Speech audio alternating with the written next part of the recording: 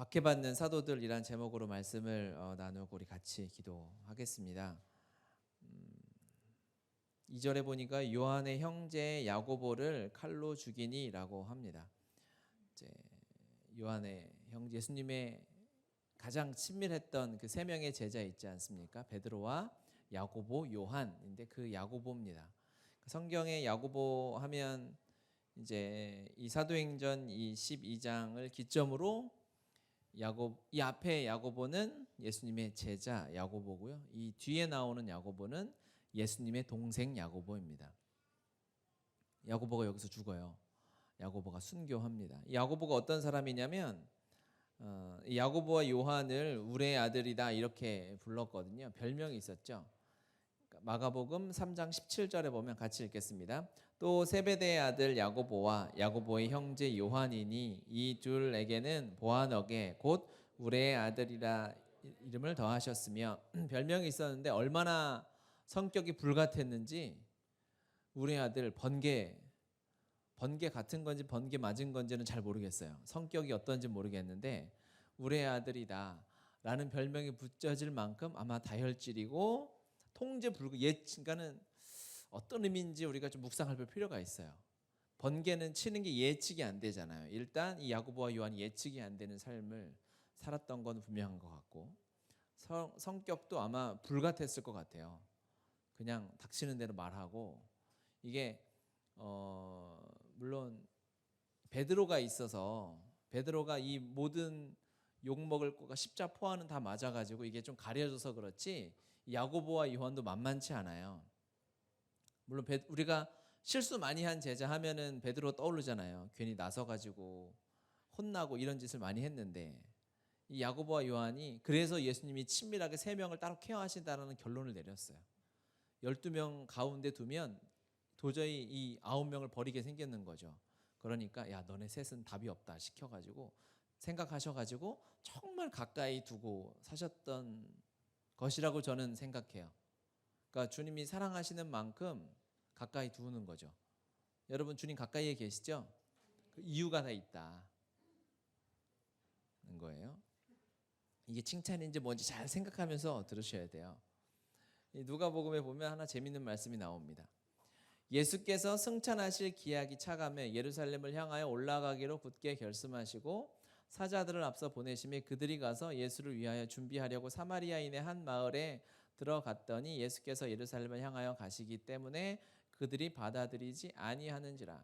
예수님이 이제 승천하실 기약이 차간다고 했잖아요. 예수님이 좀 유명해졌고요. 예수님이 기적도 많이 행했고 소문이 쫙 유대, 사마리아, 갈릴리 지역에 쫙 퍼졌어요. 그래서 예수님이 이제 예루살렘으로 가는데 사마리아를 거쳐가야 되잖아요. 그러니까 사마리아에 거쳐가기로 결정을 하셨어요. 우리가 이제 승천할 기약이 차갔으니 십자가 사역을 앞에 두고 있으니까 사마리아를 지나가야 되는데 거기 잠깐 머물 곳을 한번 찾아봐라라고 제자들에게 얘기를 했죠. 제자들은 이미 어깨에 뽕이 많이 들어간 상태입니다. 주님이 기적을 많이 행하셨기 때문에 그랬는데 제자 야고보와 요한이 이를 보고 이르되 주여 그들이 받아들이지 아니하였어요. 그렇죠? 예루살렘을 향하여 사마리아인들이 어차피 목적지가 우리가 아니라 예루살렘 가는 거 아닙니까? 하니까 우리를 평소에는 쳐다보지도 않으면서 왜 지금에서 준비하라고 하냐고 해서 예수님과 제자들을 받아들이지 않은 거예요. 그러니까 제자 야고보와 요한 이 번개 맞은 자식들이죠. 우리의 자녀들 요한이 이를 보고 이르되 주여 우리가 불을 명하여 하늘로부터 내려 저들을 멸하라 하기를 원하지 아니하시나이까 하고 물어보는 거예요. 그러니까 이 말이 번역된 성경으로 보면 주님 우리가 기도해서 저 사마리아 우리를 거절한 사마리아 사람들한테 불 내리라고 기도할까요? 라고 주님한테 물어보는 거죠. 성격이 그대로 드러납니다. 그리스도인 이러면 안 되잖아요. 우리는 주님을 사랑하고 성숙하니까 누가 오른뺨을 쳐도 왼뺨을 대는 여러분들 아니시겠어요? 이렇게 입을 내놓고 쳐다보지 마시고 우리가 그런 사랑을 가지고 있잖아요. 그런데 이 야고보와 요한은 전혀. 그래서 예수님이 돌아보시고 꾸짖으십니다. 왜 그러냐? 그러니까 여기서 성경이니까 안 나와 있겠지만 주님이 한숨을 푹 쉬셨다는 장면이 생략되어 있다고 봐요. 승천하실 기약이 차갔으면 예수님 따라서 3년 반을 거의 다 온 거예요. 그런데 여전히 자기를 받아들이지 않는다고 주님 저것들 분리해 주십시오라고 하는 게, 근데 왜 이랬을까 보면 이 집안에 좀 가풍이 있어요. 이 집안의 가풍이 여기 보면 이제 비슷한 마태복음 20장에 나오는데, 예수께서 예루살렘으로 올라가려 하실 때에 12제자를 따로 데리시고 길에서 이르시되, 보라 우리가 예루살렘으로 올라가노니 인자가 대제사장들과 서기관들에게 넘겨짐에 그들이 죽이기로 결의하고 이방인들에게 넘겨주어 그를 조롱하며 채찍질하며 십자가에 못 박게 할 것이나 제3일에 살아나리라. 이 본문이 이제 3차 순환 예고라고 하는 부분이에요. 예수님이 십자가에 못 박히실 것을 제자들에게 세 번째 드러내시는 장면입니다. 마지막 순환 예고죠. 그리고 이제 고난 주간으로 종료 주일로 이렇게 들어가시는 장면입니다. 예수님이 십자가를 세 번째 얘기하시는 게 지금 우리가 돌아서 보면 얼마나 엄청난 일입니까? 내가 곧 죽을 건데 십자가에 못 박혀 죽게 될 것이고 3일 후에 부활할 거야 라고 예수님이 말씀해 주신 장면이에요. 그대로 나와 있잖아요. 그랬는데 이 엄청난 장면에 이 분위기 다 깨고 세베대의 아들들의 어머니가 나타납니다. 이 번개 맞은 엄마죠. 번개 맞은 자녀들의 엄마인 거겠죠. 그 아들들을 데리고, 예수님 이 말씀하시는데 아들들을 데리고 예수님께 절하면서 무엇을 구하는 거예요. 우리 무엇을 구했는지는 알고 있죠. 무엇을 구했냐면 세 번역으로 제가 더 리얼하게 써왔습니다. 예수께서 그 여자에게 물으셨다. 무엇을 원하십니까? 여자가 대답하였다. 이 엄마입니다. 나의 이 두 아들이 선생님의 나라에서 하나는 선생님의 오른쪽에 하나는 선생님의 왼쪽에 앉게 해주십시오. 주님이 십자가에 죽을 걸 얘기하셨는데 이제 성공, 번영, 부귀, 축복 이런 것만 엄마가 기대하고 있는 거예요. 이게 엄마도 부끄러웠던지 성경 이름을 안 써놨어요. 이 정도면 분명히 이름을 까발리고 창피를 다 당해야 되는데 그냥 세베대 어머니라, 아들들의 어머니다라고만 나와 있는 걸 보고 참 성경이 배려를 했구나. 예수께서 대답하셨다. 너희는 너희가 구하는 것이 무엇인지도 모르고 있다. 내가 마시려는 잔을 너희가 마실 수 있겠느냐? 그들이 대답하. 그들이 누굴까요? 번개 맞은 야고보와 요한입니다. 마실 수 있습니다, 주님. 뭔지 몰라도 그걸 마셔야 내가 국무총리 되고 장관 된다면 뭔들 못 마시겠습니까? 하고 마실 수 있습니다라고 하죠.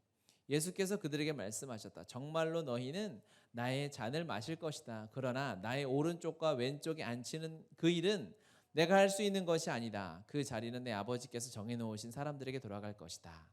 10 제자가 이 말을 듣고 두 형제에게 분개하였다. 이렇게 예수님의 3차 순환 예고 장면이 마무리가 되죠. 시작은 창대인데 나중이 아주 그냥 미약한, 주님이 십자가를 예언하셨는데 막 제자들끼리 승질 나가지고 야 저거 진짜 번개 제대로 맞은 거 아니야? 막 서로 욕하고 난리가 났습니다. 이 야고보와 요한이 아마 예수님 십자가 가실 때 아마 도망갔다가 요한은 돌아왔을 것으로 추정이 되고, 제자 다 도망갔잖아요. 결국 엉터리처럼 실패한 것처럼 도망갔지만 주님이 그들을 그냥 두실 수가 있겠습니까? 십자가 완성하시고 제자들을 부르시고 베드로를 회복시키시고 야고보와 요한 모든 제자들을 회복시키셨죠. 그리고 성령 부어주시고 하나님의 사람으로 만드신 거예요. 이렇게 답이 없는 사람들이 예수님 전공인 거예요. 성격도 이상하고 괴팍하고 바뀔 것 같지 않고 답이 없고 도대체 어떻게 해야 이들을 변화시킬 수 있을까? 이런 문제투성이들을 주님이 다루시는데 전문가다 라는 거죠. 그걸 알 수 있지 않습니까? 그렇게 야고보와 요한이 완전히 하나님의 사람이 돼서 야고보는 이제 초대교회, 원교회, 예루살렘 교회에 정말 주축적인 역할을 하게 됩니다. 주님이 한 사람을 바꾸시는데 전문가긴 하지만 사람이 바뀌는 게 쉽지 않지 않습니까? 십자가와 성령이 아니고는 사람이 변할 수가 없는 거예요. 십자가와 성령만으로 바뀔 수 있는 거죠. 고집 하나, 성격 하나 바꾸는 게 세상의 어떠한 방법으로는 불가능합니다. 하지만 십자가와 성령의 역사로 말미암아 복음이 그들을 변화시킨 줄 믿습니다. 아멘. 그러니까 우리도 사실 소망이 있어요. 주님이 이 성격을 뜯어고쳐 우리는 딱 보면은 같이 있는 사람들 보면 성격 하나 좀 바뀌었으면 이런 생각들 많이 하지 않습니까? 태도 바뀌었으면. 그런데 주님은 일단 그냥 두시는 것 같아요. 그냥 그 사람의 추함과 엉터리가 다 드러날 때까지 그냥 두시는 거예요. 왜? 바뀌려면 주님이 확 바꾸시기도 하지만 본인 스스로 좀 창피도 해야 돼요. 그래서 얼마나 게으른지 성격이 번개 맞았는지 이런 거를 다 보게 하시고 주님이 방향만 살짝 바꾸시는 거죠. 그래서 베드로나 뭐 바울 같은 경우도 봐도 얼마나 열정이 있습니까? 그런데 열정의 방향이 다 자기의 의와 자기의 성공, 자기의 안위잖아요. 그러니까 그 중심만 살짝 바꿔서 그 인생의 왕좌의 자리에 내가 올라가 있었고 내 감정이 올라가 있었는데 그거 딱 내려놓고 주님 올려놓으니까 그냥 열방을 향해서 하나님의 나라를 향해 달려가는 게 아니겠어요? 주님이 여러분을 그냥 두시는 데는 조금 이유가 있지 않을까 생각이 들어요. 살짝 거기서 주님만 딱 올라가시면 이제 쓰시는 거예요. 그래서 이렇게 하나님께서 완전 바꿔놓으셨는데 안타깝게 일어나는 일이 뭐냐면 야고보의 순교입니다. 제자들 중에 첫 번째 순교자라고 이렇게 일컬어져요. 아깝잖아요. 예수님이 베드로와 야고보, 요한을 데리고 보여주신 기적이 너무 많거든요. 변화산에 올라가서 3명만 데리고 있었죠. 이 3명을 데리고 특별히 하셨던 사역들이 많은데 그런데 이 번개 맞은 이 자녀들을 변화시켜서 이제 제자가 됐어요. 순교를 당했을 때가 아마 AD 한 44년 뭐 이 정도로 얘기가 돼요. 그러면 주님이 승천하시는 때를 뭐 30에서 33년 이렇게 본다면 예수님 승천하시고 성령 받고 이제 막 한 10여 년 흘렀어요. 할 일이 얼마나 많겠습니까? 이제 30, 40대 열심히 일해야 될 때인데 죽기에 너무 아까운 인생인 거예요. 다른 제자들도 있을 것이고. 그래서 그냥 헤롯 아그리빠가 유대인들에게 그 지역의 왕인 이 헤롯 아그리빠가 그냥 되게 정치적인 사람이니까 예수님의 제자들 그리스도인들을 박해하는 것을 유대인들이 좋아하니까 그들의 마음을 살려고 정치적인 이유로 그냥 야고보를 한 칼에 죽인 거예요. 그리고 야고보는 첫 번째 순교의 열매를 하나님께 드려지는 거죠. 그러니까 그가 할 수 있는 사역, 그가 앞으로 살아가면서 해야 될 많은 것들을 생각하면 잘 이해가 안 가는 거예요. 너무 아깝고 하나님 조금 주님이 모르시지 않지 않아요. 주님이 야고보가 순교당하는 칼로 죽임을 당하는 그 순간에 주님이 그곳에 계셨거든요. 그런데 이해가 안 되는 거죠. 왜 조금 더 그냥 두시지 않았을까? 조금 더 살려두시지 않았을까? 우리의 지혜와 우리의 경험, 우리의 생각으로는 다 이해가 안 되더란 말이죠. 엄청 묵상했어요. 이해가 잘 안 돼서 왜 그러셨을까? 그런데 세상에는 이러한 물음표를 던질 수 있는 일들이 너무나 많은 거예요. 안타까운 희생들, 죽음들, 내가 이해할 수 없는 수많은 일들이 이 땅에 펼쳐지지 않습니까? 그 많은 질문 앞에서 하나님 과연 정말 살아계시는 것인가? 하나님을 사랑하는 사람이 망해가는데 그 자리에 계시는 것일까? 하나님을 사랑하는 사람들이 열방에서 죽임을 당하고 있는데 하나님이 여전히 그 자리에 살아계시는 것일까? 라는 질문을 우리가 해볼 수 있습니다. 그런 궁금증이 들 때가 많이 있죠. 우리가 다 이해할 수 없는 그 질문 앞에 하나님이 깨닫게 해주신 것은 너 이해할 수 없냐? 주님 이해할 수 없습니다 라고 제가 마음으로 하나님께 기도하는데 하나님이 말씀하시더라고요. 그래, 내가 너한테 이해가 가도록 설명해도 넌 이해할 수 없다라고 이상한 말을 하시는 거예요. 제가 그래도 제법 똑똑하고 암송도 잘하잖아요. 그런데 설명을 어느 정도 해주시면 이해할 텐데 아니라는 거예요.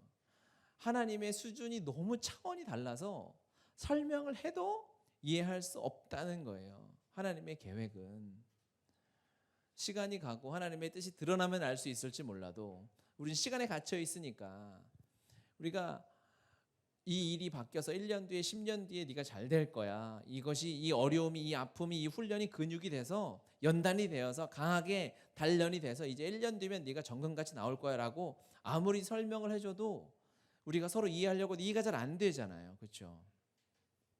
하나님의 차원이 너무 다른 거예요. 그래서 그 이해할 수 없는 상황 앞에 하나님이 하시는 메시지가 있더라고요. 그건 뭐냐면 나 하나님이야 라는 거였어요. 이 야고보의 죽음 앞에 하나님 이해가 안 되면 야고보 너무 아깝습니다. 야고보가 이제 예수님의 동생 야고보와 콤비가 돼가지고 큰 야고보 작은 야고보 해가지고 둘이서 전도하고 다니면 얼마나 약간 그룹 이름처럼 이렇게 해가지고 야고보들 이상해. 하여튼 둘이 이렇게 한 팀이 돼서 복음을 전하러 다니면 얼마나 아름다울 거예요. 예수님의 제자와 예수님의 동생이 한 팀이 돼서 둘 다 예루살렘 교회에 중요한 역할을 하고 있었거든요. 이해할 수 없는 그 사건 앞에서 주님이 하시는 일은 하나님 살아계시다는 것이고 나 하나님이라는 거였어요. 하나님의 뜻대로 되지 않을 수 없다는 거였어요. 이 일이 하나님의 계획 안에 있다는 것이었고 이해할 수 없지만 하나님이 그것을 기뻐하셨는지 혹시 악한 것들이 하나님의 일들을 방해하려는 것이라는 질문들이 막 드는데 하나님이 괜찮다라는 거예요. 그 일을 하나님의 전능하심으로 하나님의 계획으로 바꾸시겠다는 감동을 주시더라고요. 그렇게 하나님께서 주시는 마음의 묵상을 적으면서 생각해 보니까 실제로 세상에는 이해 안 가는 일들이 훨씬 많더라고요. 그런데 이해를 안 하고 우리가 잘 그냥 살고 있더라고요. 이해 안 가는 수많은 일들을 이해하려 하지 않고 그냥 당연하게 살고 있는데 우리가 어떤 일에 이해할 수 없다고 하나님께 분개하고 대드냐면 내 것이라고 생각하는 것들을 건드릴 때 그때 우리가 분개하는. 예를 들면 우리가 이제 끝나고 나가서 정수기에서 물을 떠먹잖아요. 근데 정수기가 어떤 원리로 물이 나오는지 여러분 이해가 되세요? 다 모르시잖아요. 설명을 하면 이해를 하겠지만 모르잖아요. 왜 아는 척하고 있어요? 모르잖아요. 이게 뭐 어떻게 정수가 되고 나쁜 걸 어떻게 걸러내고 모르지만 그냥 먹는 거예요. 이해가 안 되지만 깨끗해라고 하니까 그냥 정말이야? 이거 진짜 깨끗해? 한 컵 따를 때마다 미생물 검사하고 이렇게 안 하잖아요. 그냥 이해 안 되는 일들이 그냥 일어나는데 여러분 차 타고 오는데 이 차가 무슨 원리로 내연기관이 돌아가고 연비가 어떻게 계산돼 가지고 하는지 다 아세요? 이해 안 되는 일이 태반인 거예요. 그런데 그냥 살아. 그런데 언제 하나님 앞에 이해 안 되냐고 대드냐면 내 거, 내 소유, 내 가족, 내 감정을 건드릴 때 그때만 하나님 앞에 분개하더라 이거죠. 그걸 깨달았어요 제가. 그렇구나. 어차피 우리가 하나님께서 허락해 주신 인생을 살아가는 데 있어서 내 지혜로 다 알 수 없는 거예요. 인생이란 게. 그렇잖아요. 우리 어르신들께 물어봐봐요. 혹시 인생을 얼마나 이해하고 사셨습니까? 그러면은 밥이나 먹어라 이렇게 할 거예요. 인생 이해가 어디 있어요? 그냥 은혜로 사는 거죠. 하나님이 인도하심이 살아계시다는 그 믿음 하나 가지고 사는 거죠. 그렇죠? 그러니까 우리가 이 이해 안 되는 상황, 세상 정말 복잡하지 않습니까? 이해 안 되는 일이 투성이잖아요. 그때 하나님께 필요한 게 뭐냐면 하나님의 이 한마디 부르심이더라고요.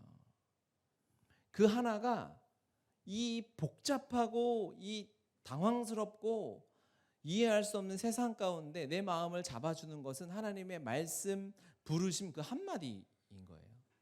막 복잡한데요. 하나님께서 내가 너무 힘들고 어려운데 막 마음이 무너져 내리는데 여러분 우리가 언제 회복되나요? 누가 나한테 맛있는 거 사줘서 그 모든 것들 안에 그 핵심 내가 회복되고 내가 살아나는 그 가운데 핵심이 뭐냐면 하나님의 메시지가 담겨 있을 때만이에요.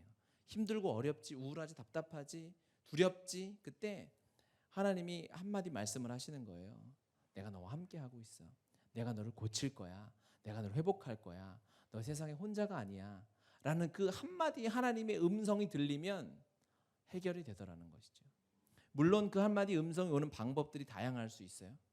어떤 사람의 위로의 카톡이 될 수도 있고요. 그것을 통해서 하나님이 날 위로하시는구나 우리 깨닫게 되죠. 누가 선물해 줄 수도 있어요. 누가 밥을 사줄 수도 있어요. 누가 함께 시간을 보내줄 수도 있어요. 그 많은 시간들, 사건들을 통해서 하나님이 하시고자 하는 그 한마디의 음성이 내 영혼 가운데 들려지면 이것을 저는 부르심이라고 해석했어요. 하나님의 그 부르심, 내가 살아야 할, 내가 예배해야 할, 내가 오늘도 가정에서 살아가야 할 그 부르심의 하나님의 음성이 들려지면 거기서 우리가 회복하고 이해하려는 세상이 아니라 믿음으로 걸어가는 세상이 되겠구나 라고 믿고 깨달아지게 되는 것입니다. 주님의 음성을 하나님의 말씀을 구하는 여러분들이 되셨으면 좋겠어요. 아멘. 그 어떠한 것에서 하나님이 수없이 말씀하시거든요.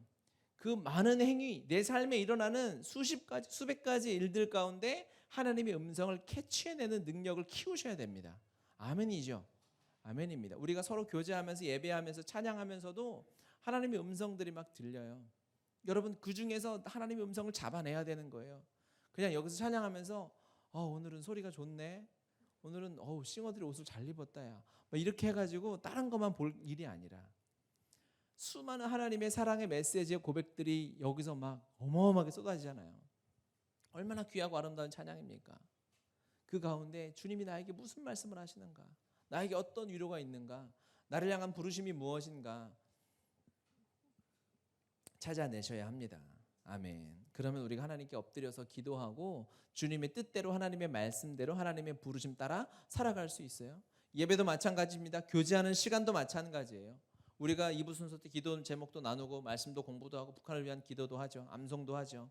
그때 그냥 그 시간을 때우려는 것이 아니라 주님 그곳에 계시지 않습니까? 아멘. 계시죠. 주님이 그곳에 계셔서 나에게 무슨 말씀을 하시는가, 내게 어떤 힘을 주시려고 하는가, 그것들을 여러분 잡아내셔야 돼요. 출근하는 길도 마찬가지입니다. 걸어가는 길 동안도 마찬가지예요. 거기서 주님을 생각하고 주님을 묵상해야 돼요. 그러면 세상의 모든 것이 하나님이 나를 향한 축복, 하나님이 나를 향한 메시지로 기억이 돼요. 요즘에 이 코로나 바이러스 사태를 통해서 제가 은혜를 엄청 받아요.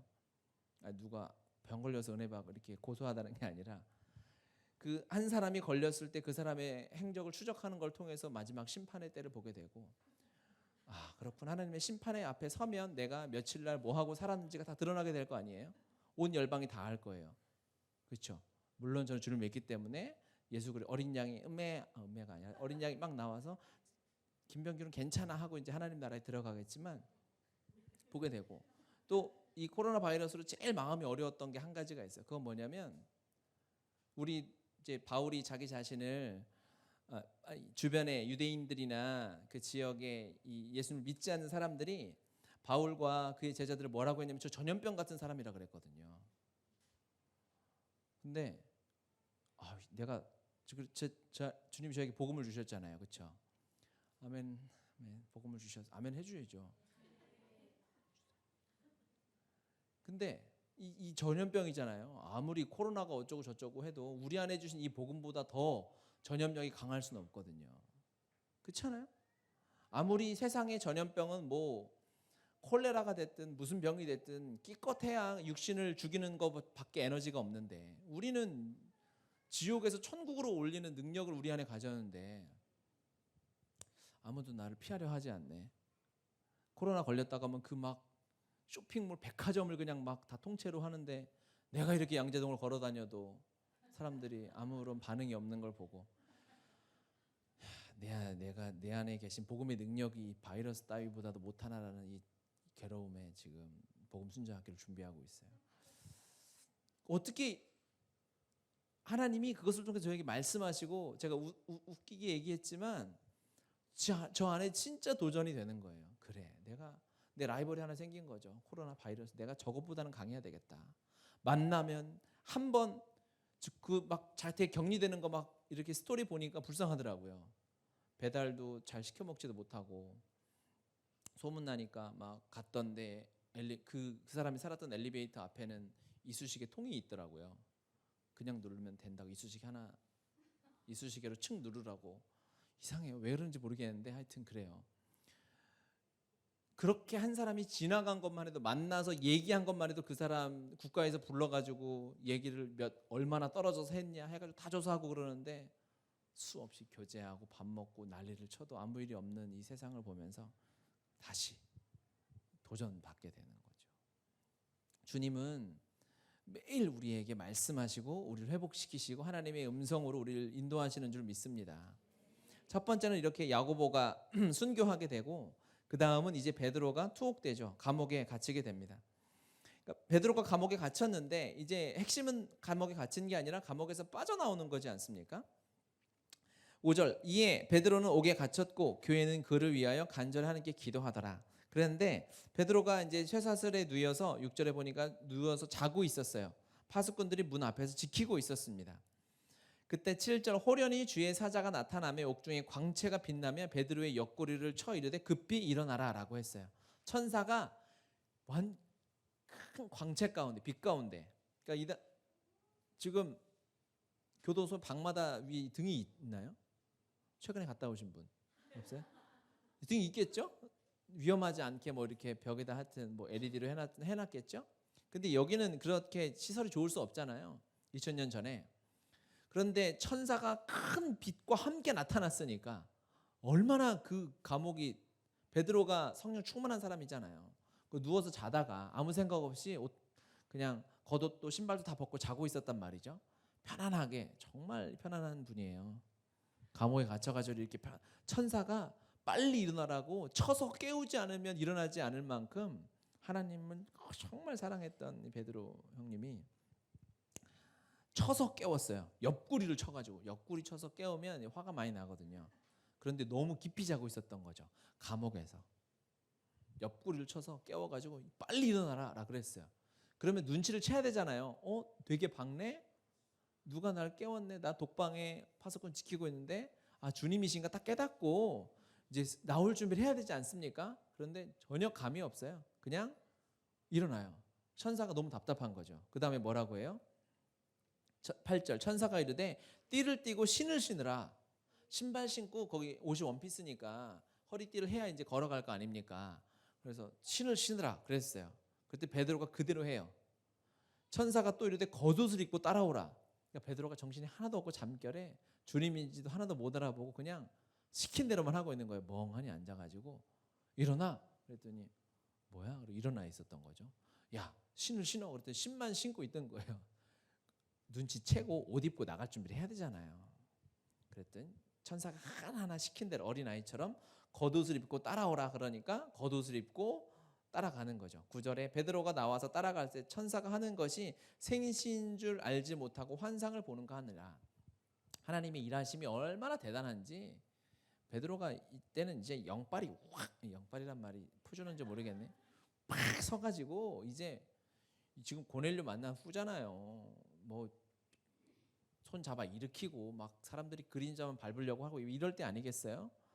그때 영빨이 팍 서 있는데도 베드로조차도 이해할 수 없을 만큼 하나님이 이 베드로를 옥에서 건져내시는 이 사건은 놀랍다는 거예요. 베드로가 걸어가면서도 환상인가 꿈인가 이렇게 하고 따라가고 있는 거죠. 언제까지? 11절에 보니까 이에 베드로가 정신이 들어 이르되 라고 합니다. 정신이 없었던 건 베드로가 제정신이 아니었던 거죠. 하나님이요 베드로를 감옥에서 꺼내시는데 놀라운 하나님이 역사한 거예요. 이 영빨이 바짝 서 있는 베드로도 깨달을 수 없을 만큼 하나님의 일하심과 인도하심은 대단한 겁니다. 그렇죠? 하나님의 능력은 하나님의 사람을 감옥에 가둘 수 없어요. 감옥에 있는 자를 꺼내시고 자유함을 주시는 분이 하나님이신 줄 믿습니다. 이 세대는 진짜 감옥에 갇혀 있는 세대죠. 다 거기 막 눌려 있지 않습니까? 세상 사람들이 정신적으로, 육체적으로, 마음적으로 지금 우리나라는 뭐 두려움에 완전히 사로잡혀 있고요. 그렇죠? 이런 사태를 떠나서도 자기 사랑에 갇혀 있죠. 돈을 사랑함에 갇혀 있죠. 내일에 대한 두려움에 갇혀 있죠. 또 요즘에 아파트 값이 계속 오른다고 하니까 집 없는 사람들 이 집에 대한 두려움에 막 갇혀가지고 돈도 없으면서 부동산 뭐 사지 보고 있고 갇혀 있고 성공에 미래에 대한 두려움에 자기 사랑에 내 진로에 그냥 완전히 갇혀 있는 세대예요. 이 감옥을 통틀어서 자아사랑 감옥이라고 합니다. 따라합시다. 자아사랑 감옥. 이 모든 것은요 자기 연민이든 교만이든 이 모든 것은 하나로 연결돼 있어요. 다 나 자신을 사랑하는 거예요. 자아를 내 감정을 너무 사랑하는 거예요. 그래서 내 감정을 건드리면 견딜 수 없는 거죠. 그래서 내 감정이 피곤할 때 나에게 무엇을 시키면 짜증나는 거예요. 심지어 내가 피곤하고 답답하고 마음이 어려울 때 예배하라 그러면 짜증나는 거예요. 얼마나 자아를 사랑하는지. 그렇죠? 내 감정이 돼야 하나님 찬양할 수 있는 거예요. 그런 게 어디 있습니까? 주님이 어떤 분이신데 내 감정 따위로 주님을 예배하고 내 기분이 좋으니까 하나님 말씀 보고 내가 피곤하고 답답하니까 하나님 말씀 뒤로 치우고 이거는 하나님을 하나님으로 대하는 태도가 아닙니다. 하나님의 이름을 망령되이 일컫는 것이죠. 이 감옥에 있는 그리스도인들에게, 이 세상 사람들에게 자유함을 주는 것이 하나님의 능력이고 복음입니다. 왜? 주님이 처음에 죽음이라는 감옥, 돌문을 열고 나오셨잖아요. 그렇죠? 돌문을, 죽음의 3일 동안 이 무덤에 갇혀 계시다가, 거대한 감옥이죠. 그곳에 갇혀 계시다가 돌문을 열고 나오셔서 감옥에 갇혀 있는 자들에게 자유를 주는 것이 복음의 능력이고 주님이 우리에게 주시는 자유함인 줄 믿습니다. 그래서 바울과 실라가 감옥에 갇혔을 때 뭐 하죠? 바울과 실라 어디 갔어? 없네요. 네. 이따가 바울과 실라 이야기가 이제 조금 넘어가면 16장이 나와요. 16장. 여러분 몇 장만 넘겨 보실까요? 16장 22절에 보면요. 사도행전 16장 22절 보시면, 무리가 일찍 일어나 고발하는 상관들의 옷을 찢고 벗기고 매로 치라 하여 많이 친 후에 옥에 가두고 간수에게 명하여 든든히 지키라 하니라고 합니다.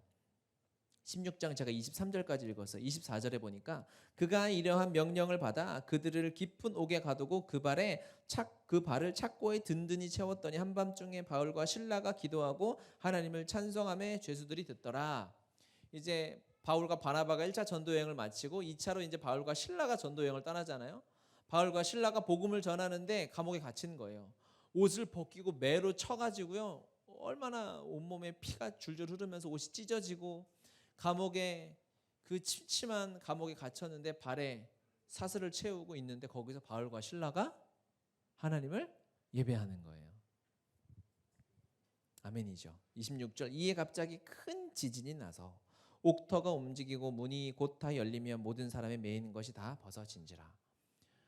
감옥은, 그러니까 이거는 실제적인 감옥이잖아요. 우리가 교도소에 갇히는 것으로 우리가 이해하지만 이걸 영적으로 해석할 필요가 있죠. 감옥은요 절대 그리스도인들을 가둘 수 없어요. 우리를 세상은 감옥에 우리를 가두려 하는 거예요. 감옥에 갇혀서 제일 무서운 게 뭐냐면 거기에 타협하고 안주하는 겁니다. 그래, 내가 10년 동안 살아야 되니까, 징역 10년이면 거기서 마음을 놔야죠. 내일 나가고 싶으면 죽잖아요. 정신이 이상하게 될 거 아니겠습니까? 그러니까 감옥 같은 삶에 그냥 안주해서 살아가는 것, 이것이 지금 이 세상이다라는 것이죠. 힘들고 답답한데 그냥 옆 사람 보니까 다 그러고 사는 거야. 다 감옥에 있으니까 다 그러고 살 수밖에 없죠. 그러니까 그래, 그냥 마음 편히 먹고 살자. 그냥 죄 적당히 짓고, 주님으로 인해 내 마음이 충만하지 않고 충분하지 않아도 뭐 어떡하겠어, 그런 사람이 없는데 세상이 이런가 보다 라고 타협하고 여기고, 주님을 전부로 누리지 못하고, 요한복음 10장 10, 도적이 오는 것은 도적질하고 죽이고 멸망시키려는 것 보시고, 내가 온 것은 양으로 생명을 얻게 하고, 어떻게 누려요? 풍성히. 그냥 풍성히가 아니고 생명을 우리는 누리는데, 풍성히 누리도록 하는 것이 주님이 이 땅에 오신 목적인데, 그냥 적당히 종교 생활하고 교회 다니는 것에 만족하고 살아가는, 이 감옥이에요. 이게 감옥. 거기에 안주하는 이 안타까움을 보고 주님이 깨워가지고 베드로 내보내는 거예요. 너 이거 아니다, 나가라. 이 시대 복음의 능력은 우리를 감옥에서 나오게 합니다. 성령께서 우리가 어떠한 감옥에 갇혀 있는지를 보게 해주시길 바랍니다. 봐야 돼요.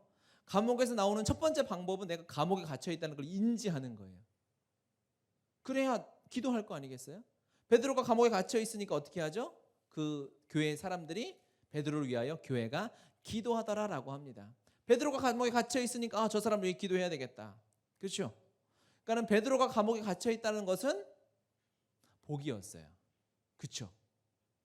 그 당시 상황을 보면 안타까움이지만 감옥이 열리는 기적을 체험했잖아요. 감옥에 안 들어갔으면 기적을 볼 수 없어요. 그런데 감옥에 들어간 이상 그를 위하여 기도하게 하시고, 교회가 중보하고 온 마음으로 기도했더니 감옥에 나와서 자유함을 누리고, 베드로가 사람들을 엄청 놀래키고 베드로가 베드로의 사역을 하도록 되는 것이죠.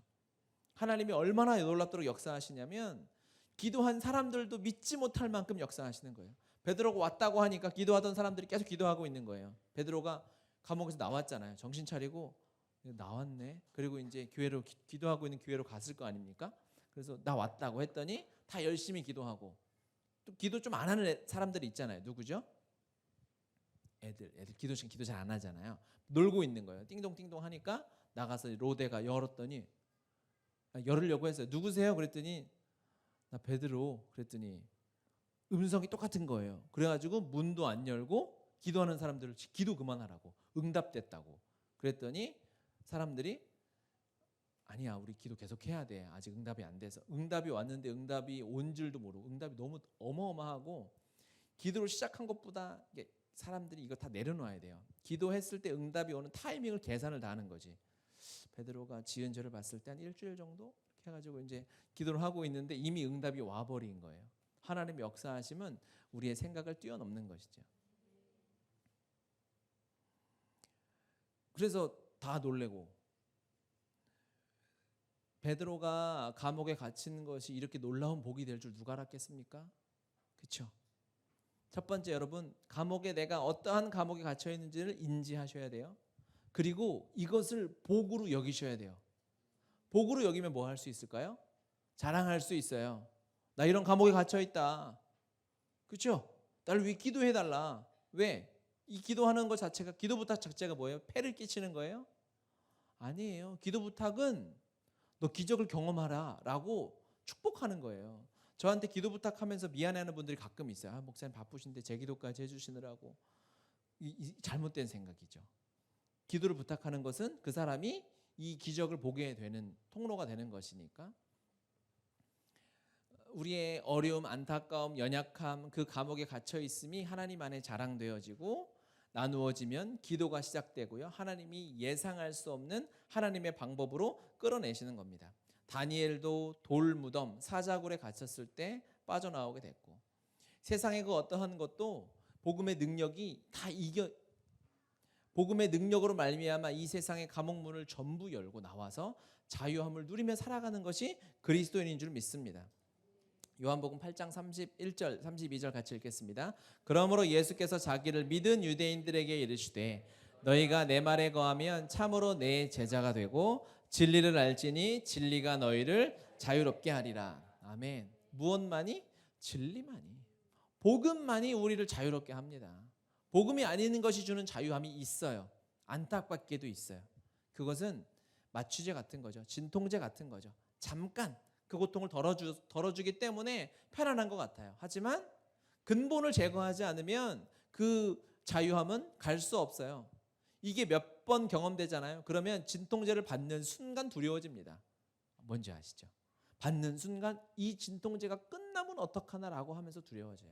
세상에 약이 두려워지는 거예요. 그러면 진짜 마음이 무너져 내리는 겁니다. 진리가 아닌 것을 취하는 것, 진리가 아닌 것에 익숙해져 되는 것, 우리가 경계해야 되는 거예요. 같이 읽겠습니다. 그들이 대답하되 우리가 아브라함의 자손이라 남의 종이 된 적이 없거늘 어찌하여 우리가 자유롭게 되리라 하느냐? 예수께서 대답하시되 진실로 진실로 너희에게 이르노니 죄를 범하는 자마다 죄의 종이라. 종은 영원히 집에 거하지 못하되 아들은 영원히 거하나니. 아멘. 누가? 하나님의 아들만이 우리를 죄로부터, 이 감옥으로부터, 이 세상의 답답함으로부터, 이 자아라는 감옥에 딱 갇혀가지고 벗어나오지 못하는 우리의 이 연약함을 자유하게 하시는 분이 아들이신 예수 그리스도밖에 없는 줄 믿습니다. 그 복음의 능력이 우리 앞에 있어요. 하나님의 음성을 캐치하고 들어야 돼요. 주님이 우리를 끌어내 주시는 거예요. 원리가 한 번에 완전히 자유함을 누려야 돼요. 아침 일어나면 또 감옥에 갇힌 것 같아요. 매 순간 복음에 반응하고만 살아야 되는 거죠. 한 번 이 원리를 깨달았다고 되어지지 않아요. 사단이 쉽게 포기하지 않습니다. 베드로가 이 감옥에 갇혔다고 그 뒤로 박해가 없나요? 그렇지 않아요. 계속해서 끝까지 어떻게든 우리를 감옥에 또 집어넣으려는 게 대적들의 계략입니다. 감옥에서 나오는 원리를 우리는 깨달은 거죠. 내 감옥에 갇혀 있구나. 기도해라. 그리고 나누고 중보하고 하나님이 전적인 하나님의 전능하신 주권으로만 나올 수 있는 거예요. 그렇죠? 복음은 바로 그 원리입니다. 예수 그리스도께서 십자가 복음을 이루시는데 인간의 도움을 전혀 필요로 하지 않으셨어요. 주님이 친히 혼자 다 하셨어요. 우리하고 상의하지 않으셨고 주님이 다 하셨습니다. 그렇죠? 이 원리가 있어요. 이 원리를 우리가 누리고 매 순간 매일 살아내도록 훈련되어져만이 틈만 나면 우리를 감옥에 밀어넣으려는 사단으로부터 우리가 자유함을 누리고 자유함을 누린 자가 뭐 할 수 있을까요? 이 원리를 자랑할 수 있는 거예요. 베드로가 다른 사람들 계속 꺼내는 거 아니겠습니까? 죽어가는 사람 살려내는 거죠. 얼마나 안타깝습니까? 이미 충분히 감사하고 살아갈 수 있음에도 불구하고 여전히 감옥으로 스스로 기어들어가는 이 세상의 많은 사람들을 끌어내줘야죠. 살려줘야죠. 복음을 가진 여러분들이 해내야 되지 않겠습니까? 하나님이 우리 교회를 여기저기로 부르시죠. 제가 지난주에도 지방에 갔다 오면서 느낀 게 교회가 좋아요. 건물도 좋고. 근데 주님이 제 마음에 하신 말씀은 뭐냐면, 우리가 2월 말에 갈 교회 답사를 갔다 오면서 주님이 주신 말씀은 뭐냐면, 이들을 살리라는 거예요. 가서 예배하고 자유함으로 찬양하고 너희가 가지고 있는 그 복음을 누리라는 거예요. 그래서 그 답답함, 그 눌려 있는 사람들에게 자유함을 주라는 마음의 감동을 너무 주시더라고요. 그런데 우리가 가진 게 없잖아요. 능력이 없잖아요. 그런데 우리는 주님을 예배할 수 있어요. 그렇죠? 어떻게? 자유함으로. 자유한 사람들이 하는 예배를 통해서 사람들이 자유해집니다. 자유한 사람들을 보는 것만으로 자유해지는 줄 믿습니다. 자유한 사람들이 나누는 말씀을 통해서만 자유함이 임하는 줄 믿습니다. 우리의 예배가 세상을 자유하게 할 줄 믿습니다. 여러분의 교제가 사람들을 자유하게 하는 줄 믿어요. 여러분 자유하시잖아요. 진리가 여러분을 자유하게 하니까요. 그 자유함을 가지고 사람들을 만나세요.